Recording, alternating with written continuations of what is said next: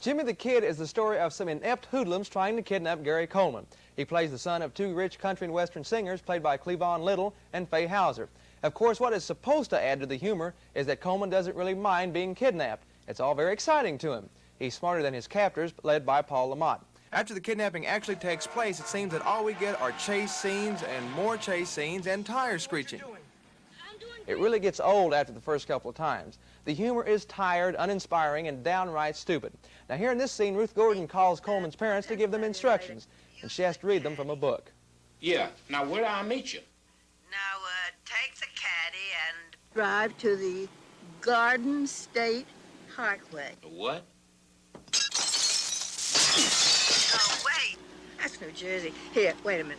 I got it written in the margin. Highway 80. Highway 80. To where? To where? Don't worry about the way. Just you and the missus get on it and drive west. Wait a minute. My page is... well... Oh, bull. That's exactly what this movie is. Bull. Gary Coleman has his overabundant share of wisecracks. He tries to be too cute. Paul Lamont is the only one who seems sincere in his role. On my rating scale, Jimmy the Kid only rates a 2. The movie is not that funny. Everyone appears to be very bored in the picture, which in turn makes us, the audience, feel bored. I tell you what would help more than anything, and that's if someone would kidnap this movie. I'm Dino Lolly.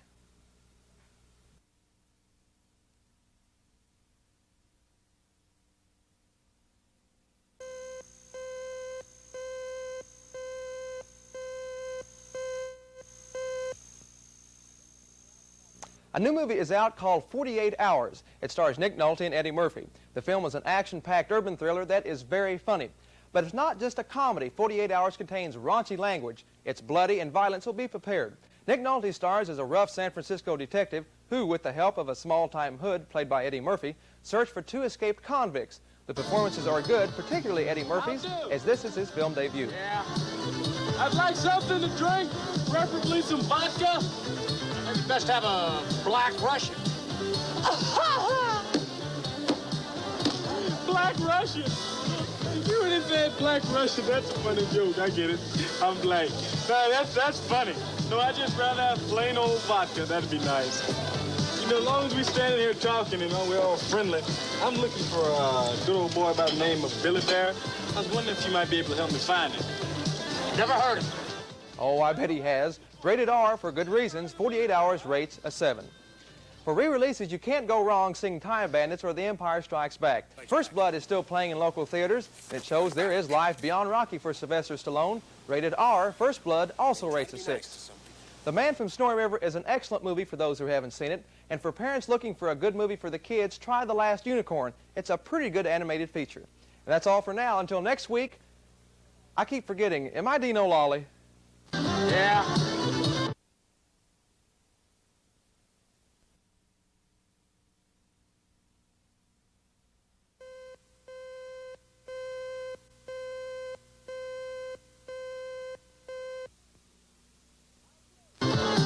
How do? How do yourself? 48 Hours is funny, violent, and bloody. The language extremely rough. But the movie is very good and should do well at the box office. The stars Eddie Murphy and Nick Nolte work well together. The rapport between the two is good. Their timing is splendid. As the movie begins, we first meet 2 hardcore, vicious convicts, James Remar and Sonny Landham. These 2 guys play their parts very well. They especially like killing cops. Nick Nolte plays a rough San Francisco detective who's not too well liked by his superiors or peers. He sets out on a mission of revenge to find the 2 criminals. For help, he calls on Eddie Murphy, a con with only 6 months left to serve. He's a hip lady killer who also has a score to settle with the 2 convicts on the loose. The time allotted to find them, 48 hours. When Nolte lets Murphy out of jail, we know by the first few minutes that these 2 are going to give each other a bad time. You got a lady, Kate? Yeah. You know, the generosity of women never ceases to amaze me, you know that? Hey, don't even try this shit, man. I don't work like this, no deal. Listen, we ain't got no deal. Ain't no way to start a partnership. Now get this. We ain't partners. We ain't brothers and we ain't friends. I'm putting you down and keeping you down until Gans is locked up or dead. And if Gans gets away, you're gonna be sorry you ever met me. I'm already sorry. Well, he has a right to be. You see, Nolte doesn't give him a chance to escape or do anything for that matter. But after some obstacles and bad turns, they begin to work well with each other. There are lots of funny moments, one of which is when Murphy bluffs his way into a redneck country and western bar to try and get some information. I'd like something to drink, preferably some vodka. Maybe best have a black Russian. Black Russian. You would have said black Russian. That's a funny joke. I get it. I'm black. No, that's funny. No, I just rather have plain old vodka. That'd be nice. You know, as long as we standing here talking and we're all friendly, I'm looking for a good old boy by the name of Billy Bear. I was wondering if you might be able to help me find him. Never heard of him. Never heard of him before. Never heard of Billy Bear, huh? Look at here.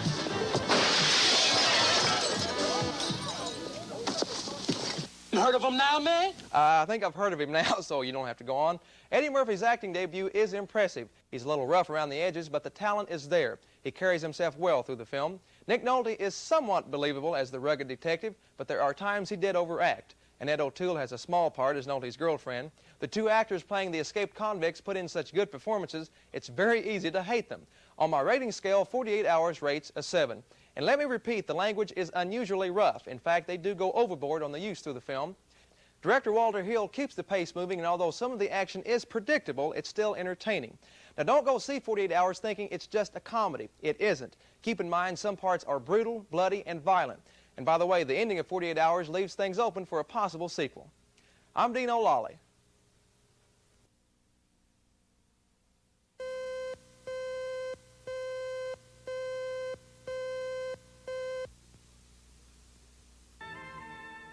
This is the New York headquarters of Jim Henson, creator of the now world-famous Muppets. Here 5 years ago, Henson conceived an idea for a motion picture dealing totally within the realms of fantasy and unlike anything that had ever been done before.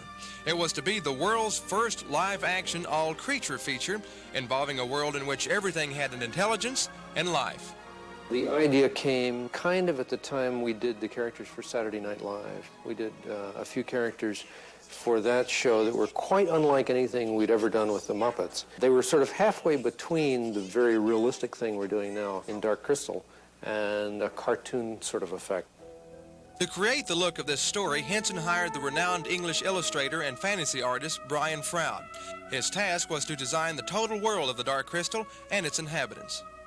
In the early stages, we would have meetings that usually seemed to carry across to having Chinese meals. And we'd sit around and talk about the world. And strangely enough, I think a lot of the imagery that I created came from food. The Gotham return. I used to have a lot of lobster dinners, and I think you can see the lobster dinner in the Gotham. In addition, Froud created the pod people based on potatoes, a vegetable that came to life, and the evil Skeksis, part reptile and part bird of prey. He would begin his designs by drawing an eye. I think I always do begin with the eye because that seems to be the center of the personality. If you can get the shape of the eye right, it tells you what the rest should look like. For Brian Froud, the job of creating the look of the Dark Crystal world involved 3 years of his life. I find it very difficult to realize I had a part in this because when you see them, they're as if they've always existed. They've always been there. And I don't think I had anything to do with that. Tomorrow in part 2 of our special report, we'll take a look at the technical obstacles that face the Dark Crystal. I'm Dino Lolly.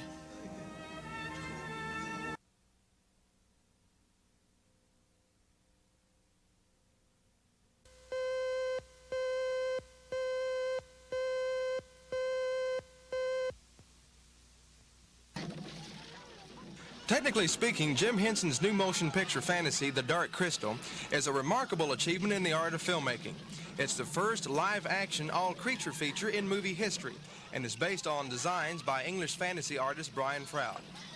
Actually constructing Froud's designs, however, was a major effort involving several years in calling upon the technical abilities and imaginations of more than 450 experts, including molders, modelers, technicians, fabricators, and mechanical designers. We're trying to create something that actually looks alive. We used every technique that we could. We would use techniques from puppetry if that would do it for us. We used people and figures inside of costumes. We used marionettes. We used stop motion. Any technique that would do the trick. For months, the technicians experimented with mechanisms for movement and materials to make human-like skin. When the film was completed, more than 2 tons of Malaysian rubber had been used to cover the creatures' bodies. The search for the creature's eyeballs consumed a year and a half and involved taxidermists and the artists who make eyes for Madame Tussauds Wax Museum in Paris. From the very beginning, we would make a character and we would try him and experiment and look at it and manipulate it and put it on videotape. And then we would talk about it, look at the tape and talk about it, and then we'd tear it all down and build it again. And 1, 2, 3, action! For the filmmakers, it was an extensive effort with only one goal in mind: make the creatures believable. Co-producer Gary Kurtz, whose previous credits include producing Star Wars and The Empire Strikes Back, feels they succeeded. That was our biggest satisfaction, was seeing them come alive on the set and having them related to by the crew and everyone else as a performer. Tomorrow, a look at some of the secrets that brought the film's stars to life. I'm Dino.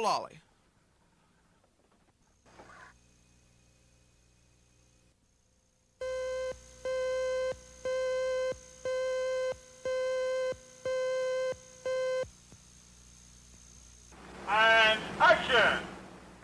Throughout the entire effort of producing The Dark Crystal, Jim Henson's new fantasy adventure, featuring a cast of man-made creatures, the most critical element of all involved the believability of the creature's performance on the screen. And with a team of performers operating each creature, often using sophisticated radio control mechanisms, the subtlety of performance was very difficult. Producer-director Jim Henson. We shot lots of stuff that we couldn't use. You know, we did many takes where if it looked just slightly false, we had to throw it out, you know. The different ways, the way you cut your eyes before you turn your head, you know, or where do you look just as you start to get up? You know, where does your head, you know, do you look down to where you're putting your foot? Little tiny things that you never have to think about as a person, you know, or an actor never has to think about. Henson's team of performers selected to work the creatures included dancers, mimes, and even acrobats. They rehearsed for almost 8 months prior to filming under the direction of both Henson and his longtime associate Frank Oz. He's most noted for his performances with the Muppets' Miss Piggy. We work like quarter horses. We're not thoroughbreds that go for long distances. We'll do a take for 30 seconds to a minute, and we put all we have into that and concentrate a great deal. And then we'll be exhausted. But we do that because we know it's all very concentrated energy.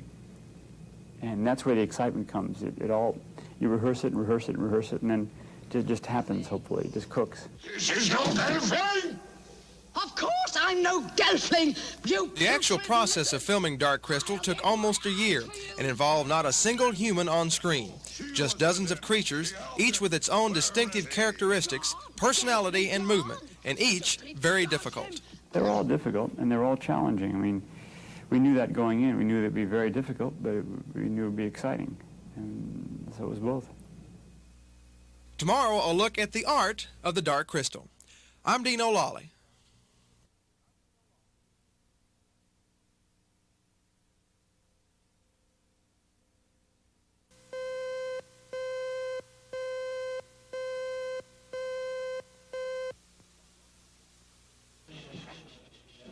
While motion pictures are considered to be a form of art, it's extremely unusual to find the works of a film's creators and designers recognized by those in the accepted world of fine arts.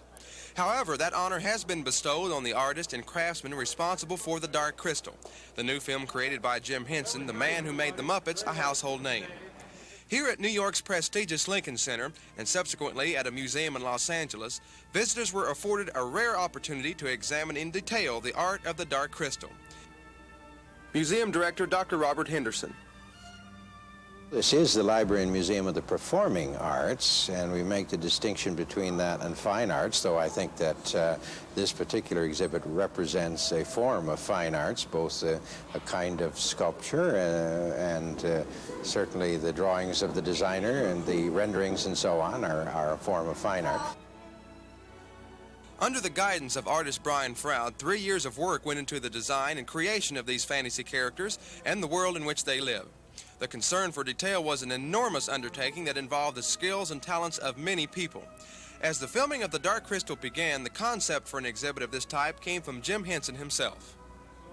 As we were doing the film, we felt the stuff is so beautiful and it is so gorgeous to the eye, and the detailing of the props and the costumes and the figures and the faces was so marvelous. We felt, you know, when this film is over, we have to put this somewhere where people can see it. According to Dr. Henderson, this exhibit allows the public an opportunity to study in detail the many elements that were specifically created for the Dark Crystal. This is an unusual film with unusual techniques, and we want the public to see how these things are actually done, to get a glimpse behind the scenes, as it were, not simply to go and see the film. Tomorrow in part 5 of my special report on the Dark Crystal, a story about the man who started it all nearly 30 years ago. I'm Dino Lolly.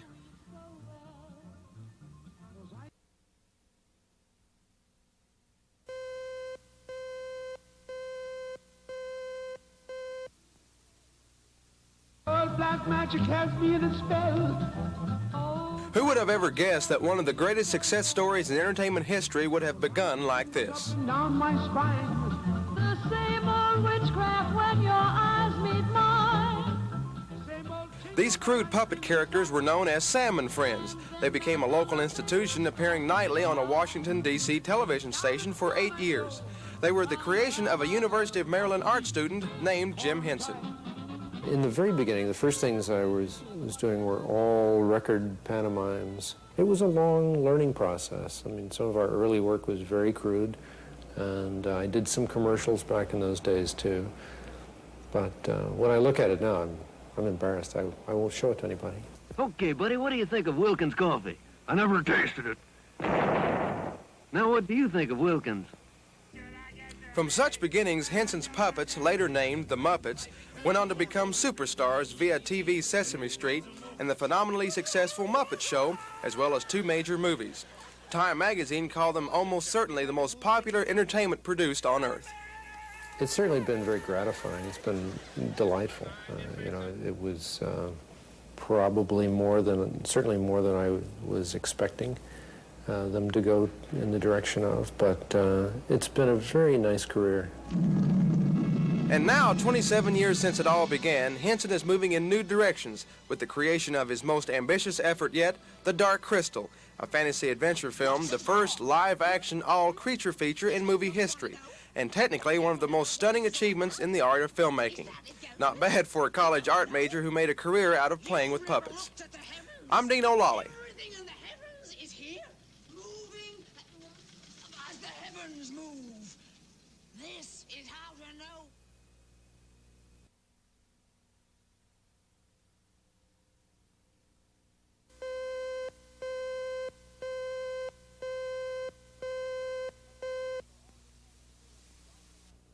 Of the movies that are already playing in theaters right now, even as I speak, I first of all recommend 48 Hours. It stars Nick Nolte and Eddie Murphy. The two make a very good team on film. Nolte is a rough-and-tumble San Francisco detective. He gets inmate Murphy out of jail for 48 hours to help him go after 2 escaped convicts. The movie is very funny. It's also very violent, and much of the language is rough. Murphy is impressive in his film debut. Rated R, 48 Hours rates a 7. For mediocre comedies, try The Toy and Airplane 2, the sequel. The Toy stars Richard Pryor and Jackie Gleason. Pryor is an out-of-work journalist and desperately needs a job. Gleason is a multi-millionaire with a spoiled 9-year-old boy who gets anything he wants. Well, he sees Pryor and wants him, and he gets him. The movie could have been much better, but I'm rating it a 5. It does have some good moments, and it's worth it to see Richard Pryor. Airplane 2, the sequel, is just all right. I'm giving it a 6. Some of the gags are funny and original. The rest are just continuations from the first film. The performances are pretty decent. Now for some of the movies to open tomorrow, and I think there are about 9 of them, and so far I've seen 6 Weeks and The Verdict. Both are very good. 6 Weeks is sad, funny, and moving. It is a tearjerker, friends. Dudley Moore and Mary Tyler Moore are 2 opposite people brought together by Mary's daughter, Catherine Healy. She has leukemia. It's a story about life and love, and I rate the movie a 7. The Verdict is also impressive and hopefully will win Paul Newman an Oscar nomination for Best Actor. Now, as soon as I see the rest of the Christmas movies, I'll be back to pick the flicks for you. I'm Dino Lolly. Never heard of it.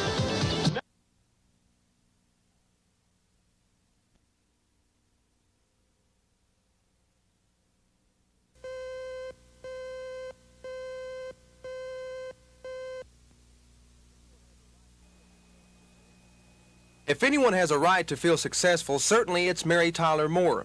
After reigning supreme as one of television's most popular stars for many years, she launched a movie career that immediately earned her an Oscar nomination and a reputation as one of Hollywood's most distinguished leading ladies. Yet Mary Tyler Moore is a perfectionist, and like many talented artists, she harbors deep regrets about those unfulfilled dreams. I thought I wanted to be a dancer, and I will go to my grave feeling a failed dancer rather than a successful actress.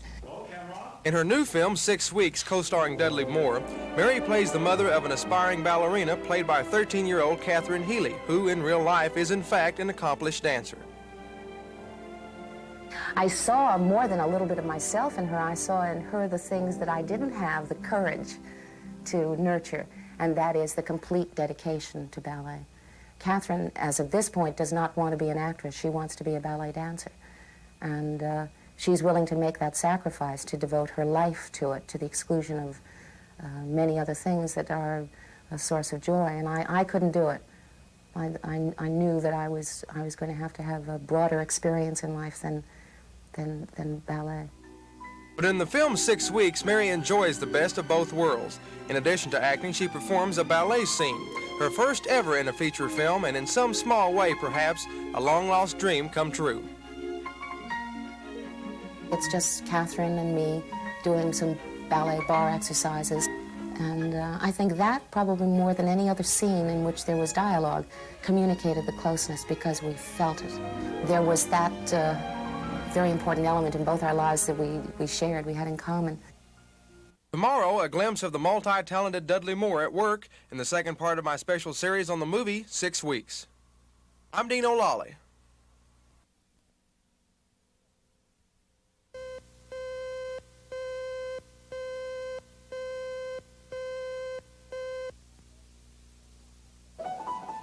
When I first took this film on, I said I want to do the music. I haven't done a musical score for a film since 1968 or somewhere around there. I've done 4 feature film scores and a lot of TV films. I did a lot of stuff in England, you know, before I came out here. But I wanted to do a drama. I wanted to do something where I could really lay my guts out. And this film had that theme. Actor, composer, musician. Dudley Moore does it all. In his new film, 6 Weeks, Dudley co-stars with Mary Tyler Moore in a touching story about an unlikely romance between 2 people brought together by their love for a child. In addition to acting in the film, he also wrote the musical score, participated in the orchestration, and even played several keyboard instruments.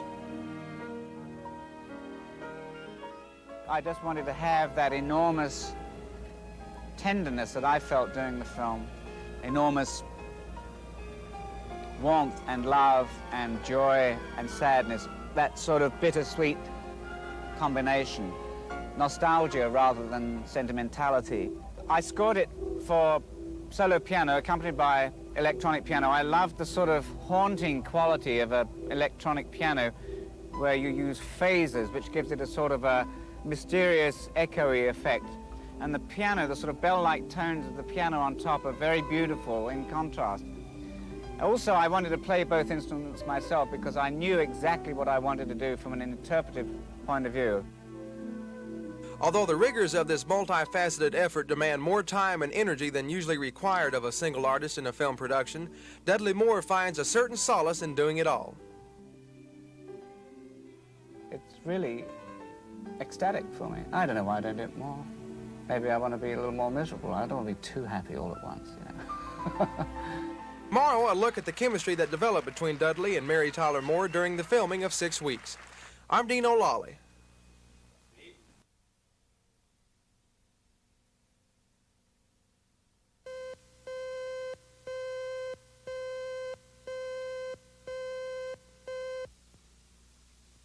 Anytime you can become a friend of the person you're working with a lot helps. Because it all blends into a good time. And she's wonderful to work with. Working together for the very first time, Mary Tyler Moore and Dudley Moore, 1981 Oscar nominees for Best Actor and Best Actress. In addition to sharing these similar honors and sharing the same last name, both Dudley Moore and Mary Tyler Moore have a lot more in common. For example, both are known as premier multi-talented comedic actors. Both command enormous respect from the critics and fans alike. And now both are starring in the same film, 6 Weeks, a touching story about an unlikely romance between two people brought together by their love for a child.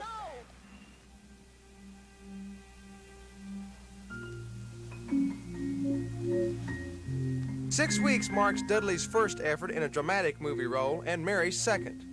And adding to the list of similarities, there emerges the admiration and respect each star has for the other.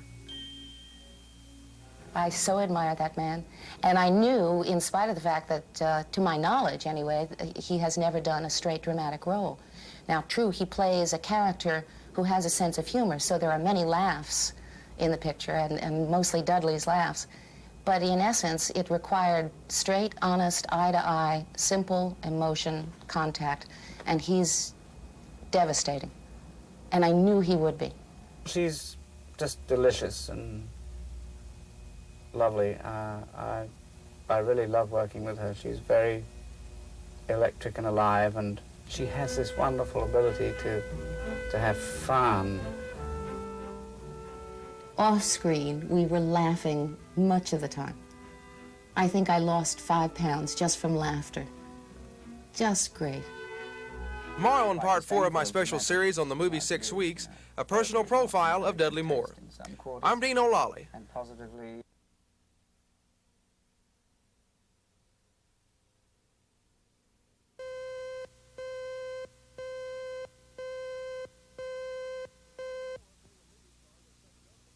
For Dudley Moore, being a movie star with such notable credits as Foul Play, 10, and Arthur is merely one more kudo in a professional life that includes the Broadway stage, the concert stage, and an Oscar nomination.